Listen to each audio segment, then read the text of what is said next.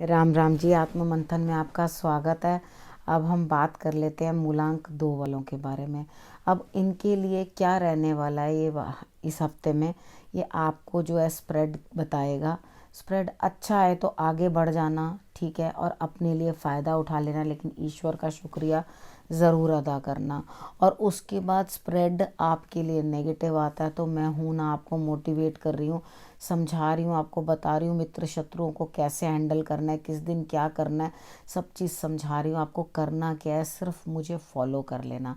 अगर आपने मुझे अच्छे से फॉलो कर लिया तो डेफिनेटली आपके लिए दिक्कतें जो हैं वो कम हो जाएंगी, ठीक है। तो अब हम क्या कर लेते हैं, संडे से आपकी जो प्रेडिक्शन है वो बतानी शुरू कर देते हैं। इधर मुझे ऐसा लगता है कि संडे वाला दिन आपके लिए बहुत अच्छा है। किसी न किसी के आने की वजह से या किसी न किसी की एंट्री की वजह से आपको खुशियाँ मिलती हुई दिखाई देती हैं और आपके कार्य भी जो है वो पूर्ण होते हुए दिखाई देते हैं, ठीक है। यहाँ मुझे ऐसा लगता है कि मंडे वाले दिन जो है आपके लिए, अब हम संडे की कर दी ना हमने प्रोडिक्शन, गुड है उस दिन ईश्वर का शुक्रिया अदा करना। मंडे वाले दिन के लिए भी आप अपने जीवन के साथ, जीवन साथी के साथ, अपने लव्ड वन के साथ अच्छा समय व्यतीत करते हुए दिखाई देते हो। लेकिन प्लीज़ अपनी अंतर आत्मा से कुछ बातें सोच के करके फिर उसके बाद कुछ बातचीत करना। ऐसा नहीं बात कर देनी कि अंधेरे में कुछ भी बोलते चले जाओ, ठीक है। अपनी अंतर आत्मा से पहले पूछ लेना कि क्या जो मैं बोल रहा हूँ या जो कर रहा हूँ वो सही है। अगर सही लगे तभी आगे बढ़ना, क्योंकि इस दिन आपको जो अपनी कॉन्शियस आपको गाइड करेगी ना, वैसा कोई भी आपको गाइड नहीं कर सकता, ठीक है। उसके बाद बात कर लेते हैं ट्यूसडे की। ट्यूसडे वाले दिन मुझे ऐसा लगता है कि आपके लिए कोई ना कोई जो है बड़ा सपोर्ट करता हुआ दिखाई देता है।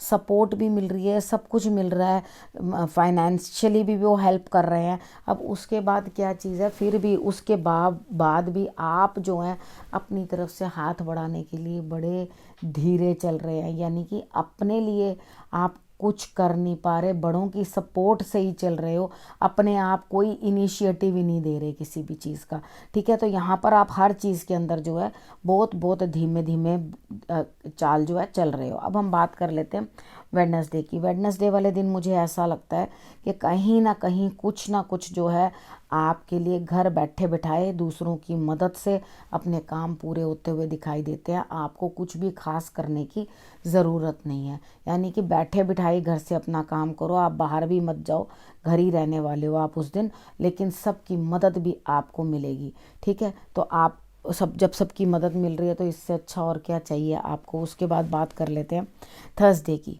थर्सडे वाले दिन मुझे ऐसा लगता है कि कहीं ना कहीं आप थके हुए हो और उसके बाद आपकी कमर में दर्द हो रही है और कंधों में दर्द हो रही है, आपसे काम हो नहीं पा रहा, तो रेस्ट करो, दिक्कत नहीं है। कोई भी बजरंग बाण का पाठ ज़रूर कर लेना ताकि आपको एनर्जी भी आए, क्योंकि आप में काम करने की भी क्षमता नहीं, आप अपने आप को बहुत थका हुआ महसूस कर रहे हो। और उसके बाद जो है आपकी बुराई भी हो रही है, लेकिन आप मस्त हो के जो हो रहा होने दो, मेरे बस का तो है नहीं, मेरे से तो होता नहीं, मैं तो आराम से लेट रहा या लेट रही हूँ, ठीक है। उसके बाद बात कर लेते हैं फ्राइडे की। फ्राइडे वाले दिन मुझे ऐसा लगता है कि आप अपने तक चीज़ें रख रहे हो, कंजूस बन रहे हो एकदम से, लेकिन आपको फ़ायदा मिला है, यानी कि आपके लिए खुशी आई है, आपको फ़ायदा मिला है, फिर भी आप किसी से शेयर नहीं करना चाहते और कंजूस बन के उस चीज़ को सिर्फ अपने लिए ही रखना चाहते हो, ठीक है। अब हम बात करते हैं सैटरडे की।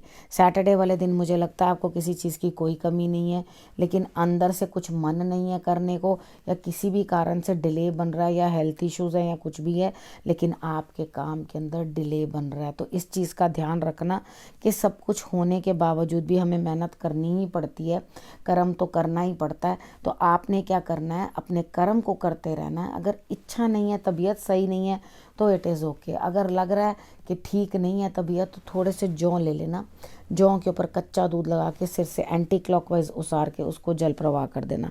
अब जल प्रवाह करने के लिए कहीं बाहर जाने की ज़रूरत नहीं है, और किचन में या कहीं आप वॉशरूम में जाके टैप के नीचे ही अपना हाथ धो सकते हो, जल प्रवाह हो गया, ठीक है। उसके बाद आपके लिए गुरु मंत्र क्या है, सबसे पहले अपनी अहंकार को थोड़ा सा कम करो, ठीक है। अहंकार अगर अपना रास्ते में लाओगे तो चीज़ों में रुकावट आ जाएगी, कामों में रुकावट आ जाएगी कि ओहो जी मैं तो पता नहीं क्या कर लूँ और क्या नहीं, मतलब अहंकार अपने अंदर, ईगो जो है ना वो आने मत देना, ठीक है। जब अहंकार आ जाएगा तो वो काम को ख़त्म कर देता है, यानी कि मैं सब करे हुए पुण्यों को मार देती है। जब इंसान कहता है ना, अच्छा कुछ लोग बड़े इस तरह के होते हैं कि उनको चाटुकारिता बड़ी पसंद होती है, वो लोग क्या करते हैं, दूसरा तारीफ़ करता है तो बड़े गदगद होते हैं। वो तारीफ़ सुनने के लिए या तारीफ़ पाने के लिए ही काम को जो है करते हैं। तो यहाँ पर आपने ये चीज़ सोचनी है कि आप अपनी तारीफ़ें सुनने के लिए मत बैठो, ठीक है। अपनी सेंसेस को कंट्रोल करो।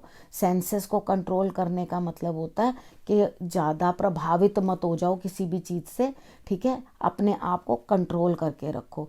जो बुद्धिमान होता है ना, वो खुशी में ज़्यादा हा हा हु भी नहीं करता, तरीके के साथ रहता है, ठीक है। नहीं तो जिसके बचपना होता है ना बहुत ज़्यादा, आप इतना कह के देखो कि आज हम पार्टी पे जा रहे हैं, कुछ कह रहे हैं, कई बच्चे भी ऐसे ही करते हैं, तो वो इतने खुश हो जाएंगे, पहले से ही गाने लगा के नाचने लगेंगे, तैयार होने के लिए भी तो तरह तरह के भाग भाग के प्रपंच करेंगे। तो मतलब कुछ लोग होते हैं गम में भी इतना ज़्यादा डूब जाएंगे, इतना डूब जाएंगे कि निकलेंगे ही नहीं उस गम में से बाहर। तो आपने दोनों चीज़ों का जो है तालमेल बिठा के रखना है, ठीक है। दोनों चीज़ों का तालमेल बिठा के रखना है कि इमोशंस भी एक तरफ टैकल करो और उसके बाद प्रैक्टिकलिटी भी एक तरफ टैकल करो, ठीक है।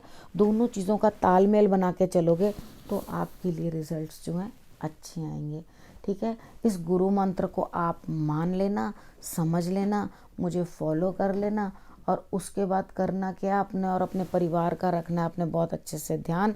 और अगले हफ्ते आकर मिलती हूँ आपसे फिर से, करना मेरा इंतज़ार। तब तक के लिए नमस्कार।